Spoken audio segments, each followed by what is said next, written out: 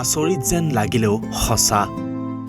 লকডাউনৰ সময়ত এগৰাকী মহিলাই দান কৰিলে 42 লিটাৰ স্তন দুগ্ধ।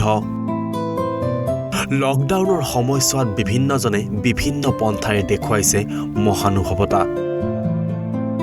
কিন্তু মুম্বাইৰ ছবি জগতৰ প্ৰযোজক নিধি পৰমাৰ হিৰনন্দানীয়ে এক ব্যতিক্ৰমী ৰূপে দেখুৱালে মহানুভৱতাৰ অনন্য নিদৰ্শন।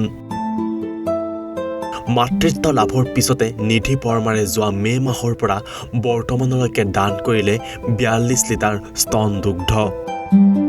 মুম্বাইৰ সূৰ্য হাস্পতালৰ নিঅনেটল ইণ্টেনছিভ কেয়াৰ ইউনিটত প্ৰযোজকগৰাকীয়ে দান কৰা স্তন দুগ্ধৰ জৰিয়তে 60টাকৈ অপৰিণত নৱজাতকে শাৰীৰিক পুষ্টি লাভ কৰে। লগতে বহু নৱজাতকে প্ৰাণ উভতাই পোৱা বুলিও হাস্পতাল কৰ্তৃপক্ষই জানিবলৈ দিছে।